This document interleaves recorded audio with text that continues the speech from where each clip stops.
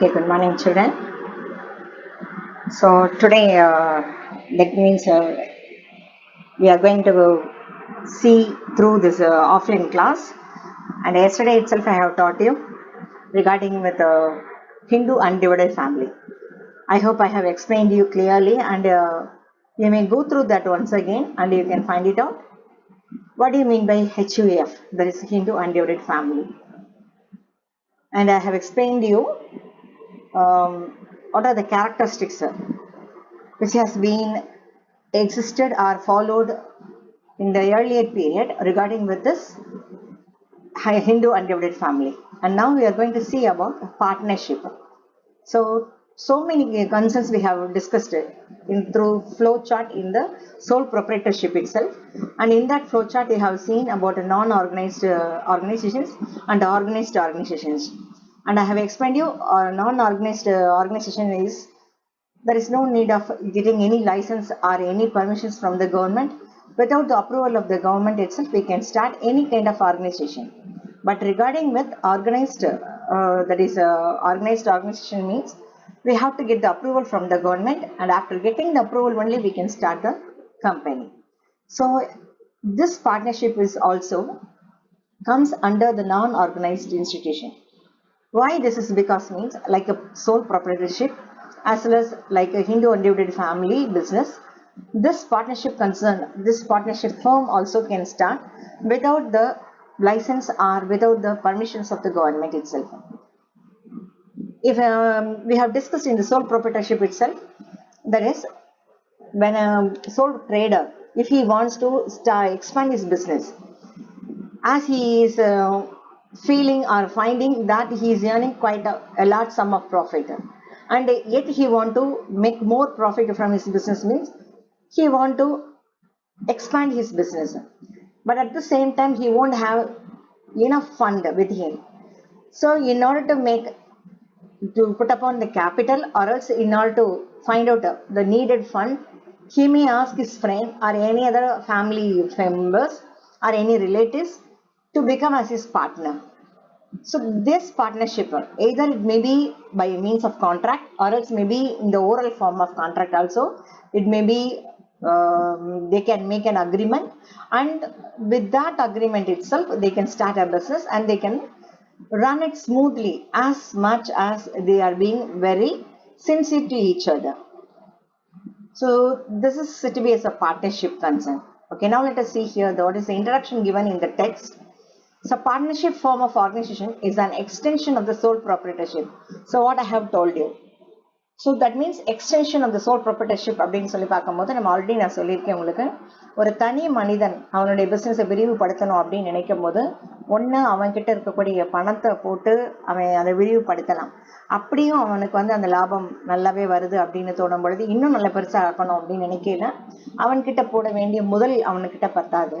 அதே மாதிரி ஒரு தனி மனிதனுக்கு உண்டான அறிவு அப்படின்னு சொல்றத நம்மளால என்ன செய்ய முடியாது, அவன்கிட்ட முழுமையா இருக்குன்னு சொல்ல முடியாது. ஸோ எப்போ அவன் ஒரு பிஸ்னஸ் எக்ஸ்பேண்ட் பண்ண ஆரம்பிக்கிறானோ, அப்போ எக்ஸ்பேண்ட் பண்ண ஆரம்பிக்கும் போது டெஃபினட்டாக அவனுக்கு அதுக்கு உண்டான போதிய அனுபவம் உள்ள ஒரு நபருடைய உதவியும் தேவைப்படும். அதுக்கு உண்டான அறிவு சார்ந்த ஒரு நபரோட உதவி அவனுக்கு தேவைப்படும். ஸோ இந்த மாதிரியான ஒரு காலகட்டத்தில் அவன் என்ன செய்ய ஆரம்பிப்பான், அப்படிப்பட்ட ஒரு சப்போர்ட்டை தன்னுடைய பிஸ்னஸை சேர்த்துக்கணும்னு நினைப்பான். அந்த நபரை எய்தர் ஒரு நாலேஜ் பர்சன்ஸை வித்தவுட் ஃபண்டோட கூட ஒரு பார்ட்னர்ஷிப்பை ஆக்கிக் கொள்ளலாம், அல்லது சம்டைம்ஸ் நம்ம பார்க்கலாம் தட் மீன்ஸ் ஒரு பணத்தையும் போட்டு அவங்க எந்த அளவுக்கு கான்ட்ரிபியூஷன் கொடுக்குறாங்களோ அதுக்கேற்ற மாதிரியான ரேஷியோலையும் அவங்க பிரிச்சுக்கலாம்.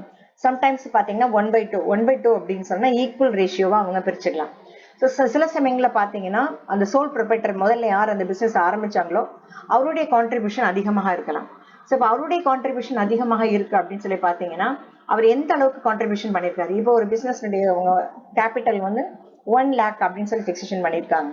ஸோ அந்த பிஸ்னஸோடைய கேபிட்டல் 1 lakh அப்படின்னு ஃபிக்ஸேஷன் பண்ணியிருக்கல 75,000 இந்த ஏ அப்படிங்கிற ஒரு பர்சன் கான்ட்ரிபியூட் பண்ணியிருக்காரு.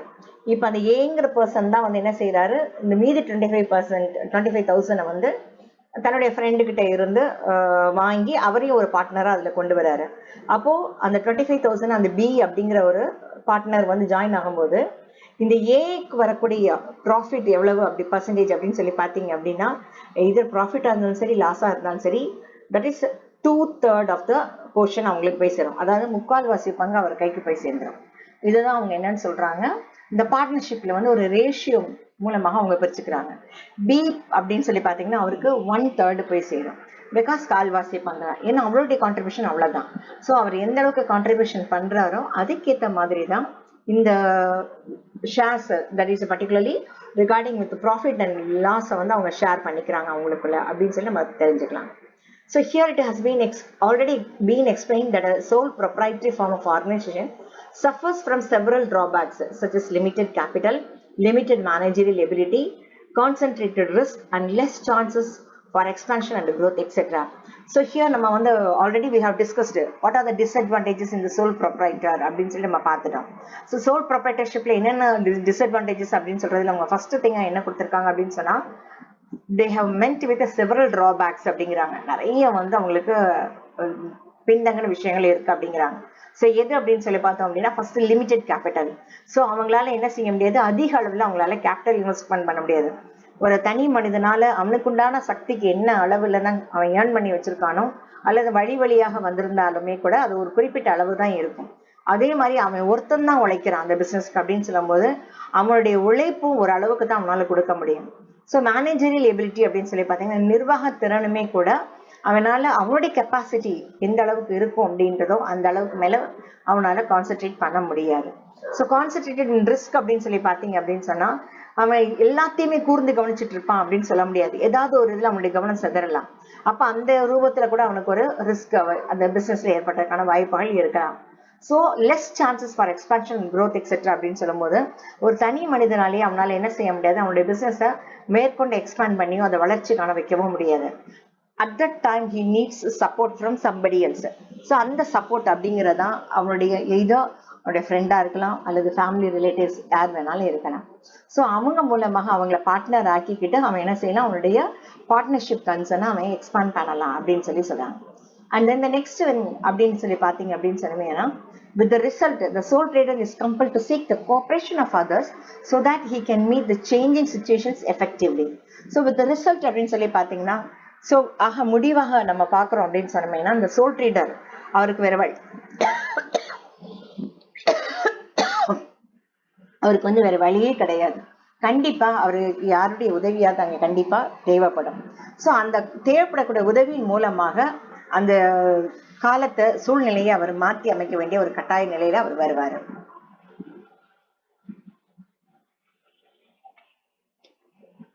So generally when a sole trader finds it's difficult to handle the problems of growth, that means and expansion, he takes a partner. எப்ப வந்து அவருக்கு தனி ஒரு மனிதனால அந்த வந்து சமாளிக்க முடியாது அப்படிங்கிற ஒரு நிலைக்கு வராரோ, அப்ப ஆட்டோமேட்டிக்கா தனக்கு ஒரு துணை, ஒரு பார்ட்னர் அவர் கொண்டு வராரு. So thus it represents the next stage in the evolution of the business organization. So நம்ம ஆல்ரெடி நம்ம பார்த்தோம், ஒரு ஓல்டஸ்ட் எவல்யூஷன், ஒரு oldest model of a business அப்படின்னு சொல்லி பார்த்தீங்க அப்படின்னா, தட் இஸ் சோல் ப்ரொப்ரைட்டர்ஷிப் அப்படின்னு சொல்லி நம்ம பார்த்தோம். ஸோ அதே மாதிரி தான் ஹிந்து அன்டிவைடட் ஃபார்ம்லையும் கூட it is also an oldest form. But அந்த ஃபார்முக்கு அடுத்தபடியான ஒரு மாற்றத்தை உருவாக்கி கொண்டு வந்தது எது அப்படின்னு சொன்னா பார்ட்னர்ஷிப் ஃபார்ம் அப்படின்னு சொல்லி சொல்றாங்க. So the persons who enter into partnership are individually called partners and collectively known as firm. ஸோ ஒரு பார்ட்னர்ஷிப் அப்படின்னு சொல்லி ஒரு கூட்டாக சேர்ந்து ஒரு பிசினஸ் அவங்க ஸ்டார்ட் பண்ண போறாங்க அப்படின்னு சொன்னா, அங்க இருக்கக்கூடிய அந்த தனி நபர்களை வந்து என்னன்னு சொல்றாங்க, பார்ட்னர்ஸ் அப்படின்னு சொல்லி சொல்றாங்க. 2 பேர் சேர்ந்து இருக்கிறாங்க, அது 2 பேரா இருக்கலாம், 3 பேரா இருக்கலாம், 4 பேரா இருக்கலாம். how many members can be there, but they are called as partners. ஆனா அவங்க எல்லாத்தையும் ஒன்னா சேர்த்து அவங்க கொண்டு வரும்போது பர்டிகுலர்லி பாத்தீங்க அப்படின்னா firm அப்படின்னு சொல்லி சொல்றாங்க. ஸோ இப்ப ஒரு ஏபிசி 3 பேர் இருக்காங்க. அப்ப ஏபிசி அப்படின்னு சொல்லி பார்க்கும்போது அந்த ஏவை வந்து பார்ட்னர்ஸ் அப்படின்னு சொல்லுவாங்க. பி இவன் வந்து ஒரு பார்ட்னரா அந்த ஃபர்ம்ல இருக்கான், இவன் வந்து இந்த பிசினஸ்ல ஒரு பார்ட்னரா இருக்கான் அப்படின்னு சொல்லி சொல்லுவாங்க. But at the same time அவங்க எல்லாரையுமா சேர்த்து வச்ச ஒரு பிசினஸ் அப்படின்னு சொல்லி வரும்போது அதை ஃபர்ம் அப்படிங்கிற ஒரு வேர்டோட அவங்க சொல்றாங்க அப்படின்னு சொல்லி சொல்றாங்க.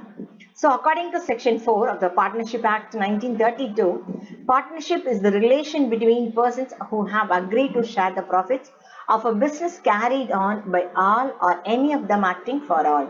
ஸோ பார்ட்னர்ஷிப் அப்படின்னு சொல்லி நம்ம அந்த செக்ஷன் ஆக்ட் 1932 இருக்கு. அந்த செக்ஷன் ஆக்ட் படி பாத்தீங்க அப்படின்னா பார்ட்னர்ஷிப் அப்படின்னா என்ன அப்படின்னு சொல்றாங்க, that is relation between persons who have agreed to share the profits. So ரெண்டு பேருக்கு இடையில ஒரு மன ஒற்றுமை, ஒரு ஒப்பந்தம் ஏற்படுத்திக்கிறாங்க. அந்த ஒப்பந்தத்தின் அடிப்படையில தான் அவங்களுடைய லாபங்களை அவங்க சரி விகிதமாகவும் அல்லது அவங்க இன்வெஸ்ட் பண்ணக்கூடிய அந்த கேபிட்டல் ப்ரொபோர்ஷனுக்கு ஏற்ற மாதிரி அவங்க அதை ஷேர் பண்ணிக்கிறாங்க அப்படின்னு சொல்லி சொல்றாங்க. So to share the profits of the business carried on by all or any of them acting for all அப்படின்னு சொல்றாங்க. So carried on by all அப்படின்னு சொல்லி என்ன அர்த்தம் அப்படின்னா, அங்க each and every partner is quite responsible for acting ours to take the charge of the work of the partnership. So அந்த ஒரு பிஸ்னஸ் அவங்க ஸ்டார்ட் பண்றாங்க அப்படின்னா ஒவ்வொரு தனி நபரும் அந்த பார்ட்னரா இருக்கக்கூடிய எவனுமே அதுல வந்து அந்த வேலையில அவன் செய்யணும். அப்பதான் அவனுக்கு உண்டான ப்ரொபோர்ஷன் சரியா போய் சேரும். சில நேரங்களில் பாத்தீங்கன்னா அதுக்கான அறிவு என்கிட்ட கிடையாது, பட் நான் என்ன செய்யறேன் அப்படின்னு சொன்னமையானா, என்னோட பணம் மட்டும் நான் முதல்ல உனக்கு தரேன், அதுக்கு உண்டான ஷேருக்கு உண்டான ப்ராஃபிட்டை மட்டும் நீ தான், அறிவு திறமை உழைப்பு எல்லாம் நீயே பண்ணிக்கோ அப்படின்னு சொல்லி கொடுக்கக்கூடிய பார்ட்னருமே இருப்பாங்க. ஸோ என்கிட்ட வந்து பணம் மட்டும் நிறைய இருக்கு, நீ எவ்வளவு பணம் கேட்டாலும் அந்த பிசினஸ் நான் கான்ட்ரிபியூட் பண்ண ரெடி அப்படின்னு சொல்லுவாங்க. ஸோ அந்த மாதிரியான கைண்ட் ஆஃப் பார்ட்னர்ஸுமே இருக்காங்க. அவங்களதான் என்னன்னு சொல்றாங்க, so any of them acting for all அப்படின்னு சொல்லி சொல்றாங்க. ஸோ அந்த பணத்தை வாங்கிட்டு அதுக்காக அவங்க வேலை செய்யக்கூடிய பார்ட்னர்ஸுமே இருப்பாங்க. ஸோ சச் கைண்ட் ஆஃப் பர்சன்ஸை கூட பார்ட்னர்ஷிப் பார்ட்னர்ஸ் அப்படின்னு சொல்லி சொல்லலாம்ங்கிறாங்க. And here according to professor Haney, so definitions நம்ம பார்க்கலாம். So according to Professor Hane, அவர் என்ன சொல்றாருன்னா, the relations which exist between persons competent to make contracts who agree to carry on a lawful business in common with a view to private gain. So இங்க அவங்க என்ன சொல்றாங்க அப்படின்னா, இந்த ஹானே அவர் என்ன சொல்றாரு அப்படின்னா, ஒரு ரிலேஷன்ஸ் ரெண்டு பர்சன்ஸ்க்கு இடையில ஒரு உறவு அங்க ஏற்படுது. என்ன மாதிரியான உறவு அப்படின்னா, பார்ட்னர் அப்படிங்கிற ஒரு உறவு ஏற்படுது. So competent to make contracts அப்படின்னா அவங்க ரெண்டு பேருமே ஈக்குவல் பொசிஷன்ல இருப்பாங்க, ஈக்குவலான ஒரு தகுதியோட இருப்பாங்க. ஸோ அவங்க என்ன செஞ்சுக்கிறாங்க, ரெண்டு பேருக்கும் இடையில ஒரு ஒப்பந்தத்தை ஏற்படுத்திக்கிறாங்க, அதுதான் கான்ட்ராக்ட் அப்படிங்கிறாங்க. ஸோ ரெண்டு பேருமே சேர்ந்து என்ன செய்யறாங்க, சட்டப்படி ஒரு பிசினஸ் என்ன மாதிரியான ஒரு தொழிலை நடத்த முடியுமோ இந்த சட்டத்துக்கு உட்பட்ட ஒரு தொழில அவங்க செய்யறதுக்கான முயற்சிகளை அவங்க செய்ய ஆரம்பிக்கிறாங்க அப்படின்னு சொல்றாங்க. So they should not do any unlawful business. So unlawful business அப்படின்னு சொல்லி பாத்தீங்கன்னா, சட்டம் எதெல்லாம் செய்யக்கூடாது, என்ன மாதிரியான பிசினஸ் எல்லாம் கேரி ஓவர் பண்ணக்கூடாதுன்னு சொல்லியிருக்கோம், அந்த மாதிரியான பிசினஸ் எல்லாம் அவங்க செயல்படக்கூடாது. ஸோ செல்லிங் ஆஃப் ட்ரக்ஸ் இருக்கலாம், ஸோ செல்லிங் ஆஃப் நம்ம என்ன சொல்லுவாங்க, திருட்டு சிடி அப்படின்லாம் சொல்றாங்களே அந்த மாதிரி செய்யறது. ஸோ சட்டத்துக்கு புறம்பான பிசினஸ் எதுவாக இருந்தாலும் அது எல்லாமே தவறானது. ஸோ சட்டத்துக்கு உட்பட்ட பிசினஸ், சட்டம் வந்து நம்மளை கேள்வி கேட்காத அளவுக்கு இவன் சட்டத்துக்கு உட்பட்டு தான் நடக்கிறான் அப்படின்னு சொல்ற மாதிரியான ஒரு லீகலான ஒரு பிசினஸ் அவன் செய்யறான் அப்படின்னு சொன்னமையானா it is accepted by the law. So என்னதான் நம்ம கவர்மெண்ட் வந்து பர்மிஷன் வாங்கி பிசினஸ் ஸ்டார்ட் பண்ணலைன்னா கூட ஒரு சட்டத்துக்குள்ள நீ பிசினஸ் செய்யறதா இதெல்லாம் நீ பிசினஸ் செய்யலாம் அப்படின்னு சொல்லி அவங்க கொடுத்திருக்கிற அந்த கட்டுப்பாடுக்கு உண்டான பிசினஸ் தான் நம்ம செய்யணும். So this is said by Professor Hane. And according to Spiegel, partnership has two or more members, each of whom is responsible for the obligatory requirements of the partnership. So Spiegel அப்படிங்கிறவர் என்ன சொல்றாரு அப்படின்னு பாத்தீங்கன்னா, ஒரு partnership அப்படின்னாலே ரெண்டு பேர் சேர்ந்துட்டாலே அது பார்ட்னர் தான். ஸோ ரெண்டு பேரும் இருக்கலாம், ரெண்டு பேருக்கு மேற்பட்ட நபர்களும் இருக்கலாம் அப்படின்னு சொல்லி அவர் சொல்றாரு. So that when it has given, it has two or more members, so each of whom is responsible for the obligatory requirements of the partnership. So இதுல யாருக்கு வேணாலும் முதன்மை தேவை ஏற்பட்டிருக்கலாம். ஸோ அவர் இன்னொருத்தரை போய் தேடி போய் அவரை கொண்டு வராரு, என்னுடைய தேவைக்காக நீ எனக்கு வந்து பார்ட்னரா இரு, நான் உனக்கு வேணுங்கிற வேலையை நானே பாக்குறேன், நீ வந்து பணம் மட்டுமே கான்ட்ரிபியூட் பண்ண அப்படின்னு சொல்லலாம், உன்னோட அறிவை மட்டும் நீ கான்ட்ரிபியூட் பண்ண அப்படின்னு சொல்லலாம். சோ எந்த வகையில வேணாலும் அந்த தேவைக்கு ஏற்ற மாதிரி அவரை கூட்டிட்டு வந்து தன்னுடைய பார்ட்னரா ஆக்கிக்கிறாரு. And each of the partners may bind others and the assets of the partners may be taken for debts of partnership. So each of the partners may bind others அப்படின்னு சொல்லி பார்த்தோம்னா, பைண்ட்னு என்னது, பின்னப்பட்டிருக்கிறது. ஸோ ஒட்டி இணைக்கப்பட்டது அப்படின்னு சொல்லலாம். ஒருத்தருக்கு ஒருத்தர் அவங்க கண்டிப்பாக இந்த பார்ட்னர்ஷிப் மூலமா இணைஞ்சுக்கிறாங்க. இணைஞ்சதோட மட்டும் இல்லாம முக்கியமான வார்த்தை நம்ம ஆல்ரெடி நம்ம பார்த்திருக்கோம், சோல் ப்ரொப்ரைட்டர்ஷிப்ல அன்லிமிட்டெட் லைபிலிட்டி என்னன்னு உங்களுக்கு எக்ஸ்பிளைன் பண்ணியிருப்பேன். ஸோ அன்லிமிட்டெட் லைபிலிட்டி அப்படிங்கிறது even Hindu undivided family same thing வரும். ஸோ அதுல பர்டிகுலர்லி கர்த்தாவை பொறுத்த வரைக்கும் இந்த ஹிந்து அன்டிவைடட் ஃபேமிலி அப்படிங்கிறது வரும். ஸோ இப்போ இங்க அவங்க என்ன சொல்லியிருக்காங்க அப்படின்னு சொல்லி பாத்தீங்க அப்படின்னா, இந்த பார்ட்னர்ஷிப்பை பொறுத்த வரைக்கும் அங்க ஒரு கடன் வாங்குறாங்க, ரைட் ஃப்ரம் த கிரெடிட்டார்ட்ட இருந்து ஒரு டெப்ட் வாங்குறாங்க அப்படின்னு சொன்னமே, ஆனா அந்த டெப்டை வந்து கிளைம் பண்ண வேண்டிய ஒரு கட்டாய சூழ்நிலையில வந்ததுன்னா எல்லா பார்ட்னர்ஸ்ட இருந்துமே அந்த டெப்ட்ஸ் அவங்க கிளைம் பண்றதுக்கான ரைட்ஸ் இருக்கு. Because every person are the partner of அல்லது ஒரு என்ன சொல்லலாம், maybe being to the business அப்படின்னு சொல்லலாம். ஸோ அவங்களுடைய பிஸ்னஸ்ல அவங்க இருக்கிறதுனால கண்டிப்பாக அந்த அசட்ஸ் ஆஃப் த பார்ட்னர்ஸ் இதையுமே கிளைம் பண்றதுக்கான entire rights particularly to the கிரெடிட்டர்ஸ்க்கு இருக்கு அப்படின்னு சொல்லி அவங்க சொல்றாங்க. So now let us see the characteristics of partnership. So what are the characteristics of partnership அப்படின்னு பார்த்தீங்கன்னா, the main characteristics of partnership are given below. That is contractual relationship அப்படின்னு சொல்லி சொல்றாங்க. So partnership is the result of an agreement which may be oral or written. Consequently, persons not competent to contract. So partnership அப்படின்னு சொல்லி பார்த்தீங்க அப்படின்னா அது ஒரு வகையான அக்ரிமெண்ட். இந்த அக்ரிமெண்ட் ஆனது பார்த்தீங்கன்னா either it may be oral or written அப்படின்னு சொல்லி சொல்றாங்க. ஒன்று வாய் வழியாக ஒப்பந்தம் பேசிக்கலாம், அல்லது நமக்கு என்னதான் பார்ட்னரா இருந்தாலும் ஒரு முறையான ஒரு எழுத்துப்பூர்வமான ஒரு இது இருக்கலாம். ஸோ நான் இன்னைக்கு இவ்வளவு பணம் கொடுத்தேன்னு சொன்னவே நாளைக்கு வந்து நான் இவ்வளவு பணம் எல்லாம் கொடுக்கல, நான் அவ்வளவு கொடுத்தேன் நாக்கும் அப்படின்னு சொல்லுவோம். நான் இவ்வளவு உழைச்சிருக்கேன், எனக்கு அதுக்கு உண்டான ஷேரை கொடு, இல்லை நான் அதெல்லாம் ஒத்துக்க மாட்டேன் அப்படின்னு சொல்லி பின்னாடி ஏதாவது ஒரு அவன் தகராறு பண்ணலாம். ஸோ இந்த மாதிரியான நிலைகள் வராம இருக்கணும் அப்படின்னு சொன்னா ஒரு பார்ட்னர்ஷிப் அக்ரிமெண்ட்டுக்குள்ள அவங்க வராங்க, ஒரு கான்ட்ராக்டுக்குள்ள வராங்கன்னா it is the best is the written agreement is the best agreement. Oral அக்ரிமெண்ட்டை விட ரிட்டன் அக்ரிமெண்ட் தான் என்னன்னு சொல்றாங்க, பெஸ்ட் அக்ரிமெண்ட் அப்படின்னு சொல்றாங்க. So consequently persons not competent to contract, for example minors cannot form it.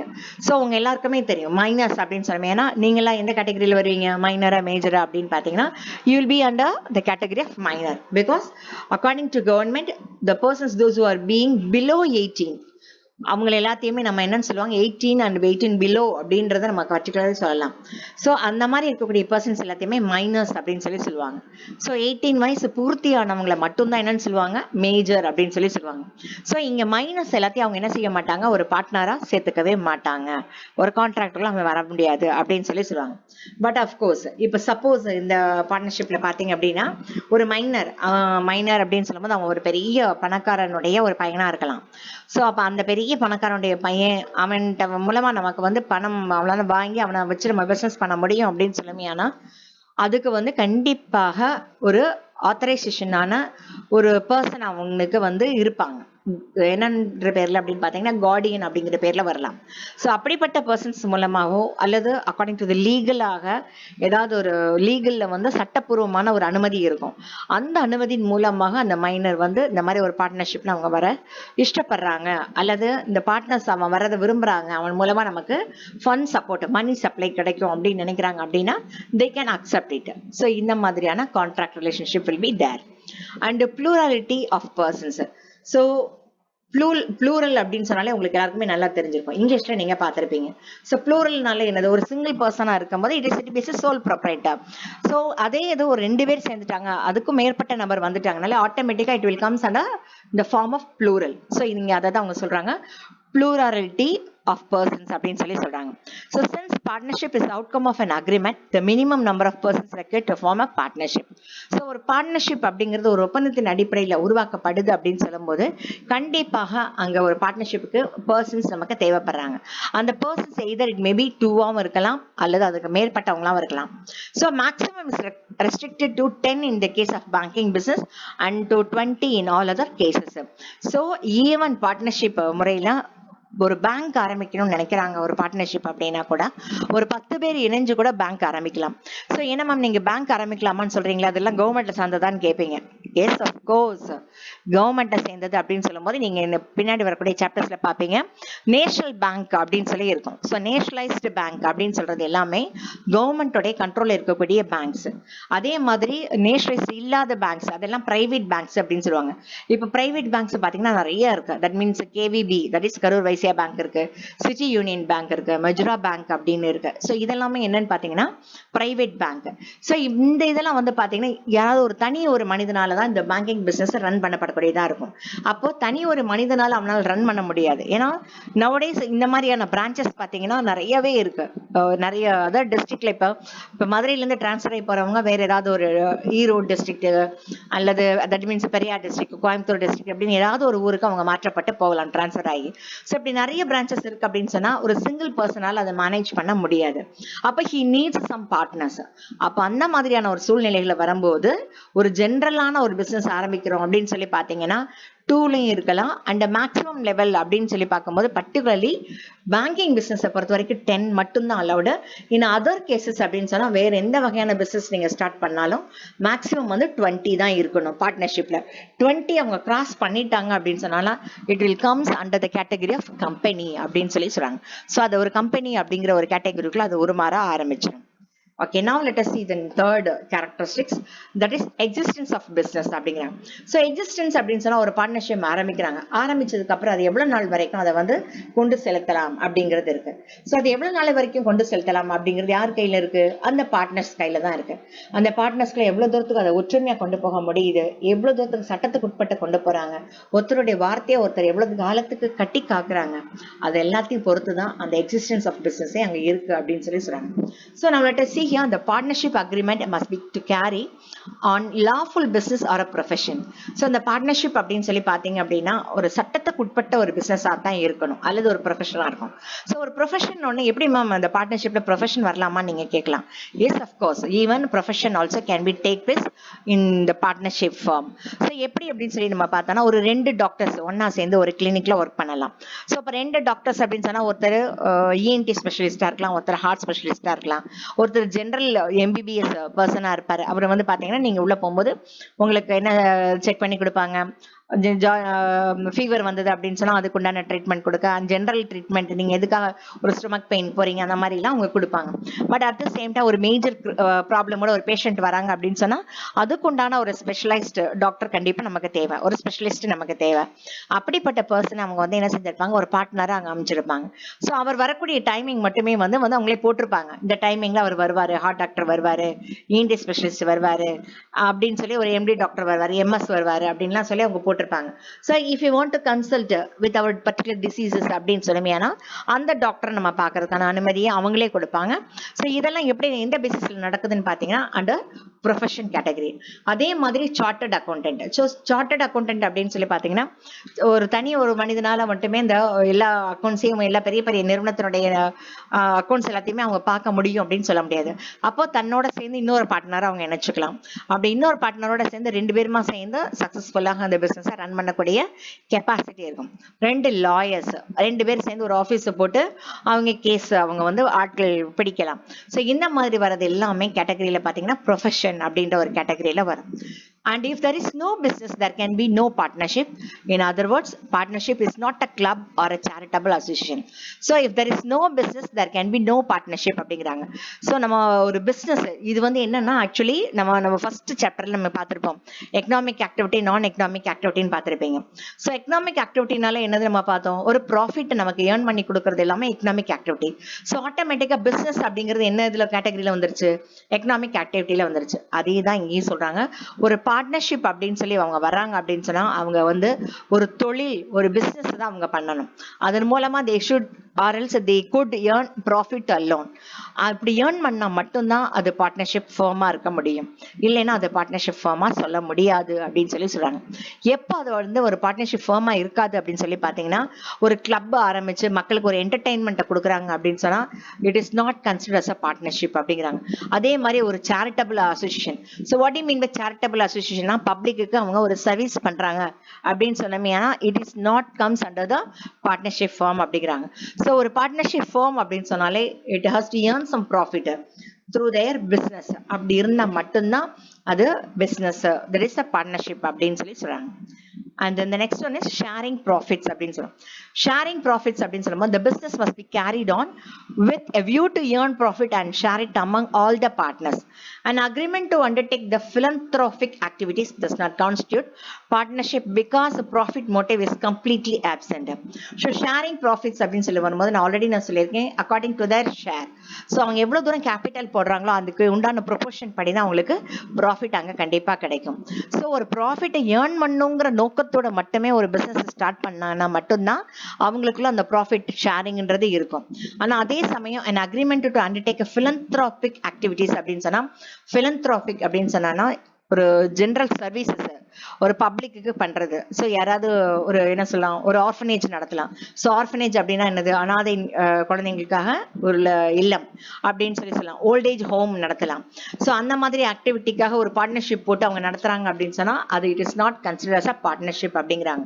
So எப்பெல்லாம் ஒரு profit மோட்டிவ்ல அவங்க நடத்துறாங்களோ அப்ப மட்டும்தான் அந்த பார்ட்னர்ஷிப் அப்படின்னு சொல்ல முடியுமே தவிர, ஒரு ப்ராஃபிட் மோட்டிவ் இல்லாத இடத்துல வெறும் சர்வீஸ் மட்டும்தான் அங்க நடந்துட்டு இருக்கு, சர்வீஸ் மோட்டிவ்ல தான் ஒரு ஆக்டிவிட்டி போயிட்டு இருக்கு அப்படின்னு சொன்னா it is not comes under the partnership அப்படின்னு சொல்லி சொல்றாங்க.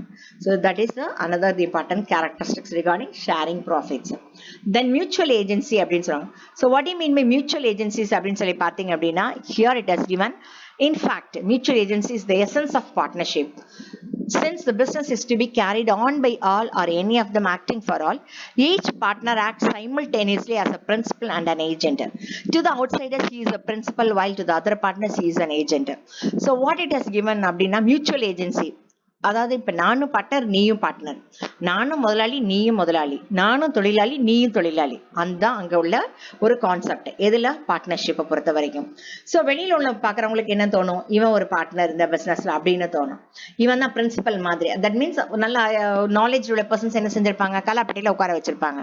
அப்ப அவனை பாக்குற வரைக்கும் அவனை பார்க்கல பிரின்சிபல் அப்படின்னா ஒரு முதலாளி மாதிரி தெரியும், மத்தவங்க எல்லாம் ஒரு பார்ட்னர்ஸ் ஒரு ஏஜென்ட் மாதிரி தெரிவாங்க. பட் ஆக்சுவலா பார்த்தோம் அப்படின்னா எல்லா பார்ட்னருமே பிரின்சிபல் தான், எல்லா பார்ட்னருமே ஏஜென்ட் தான் அப்படிங்கிறாங்க. So they have to act simultaneously அப்படின்னா எல்லாருமே ஒரே மாதிரி ஒரே நேரத்துல ஒன்னா அந்த பிசினஸ்க்காக கண்டிப்பாக உழைக்கணும். கண்டிப்பாக அது உழைச்சா மட்டும்தான் அவங்களால அந்த உண்டான ப்ராஃபிட்டை ஏர்ன் பண்ண முடியும் அப்படின்னு சொல்லி சொல்றாங்க. So this is it is mutual agency அப்படின்னு சொல்றாங்க.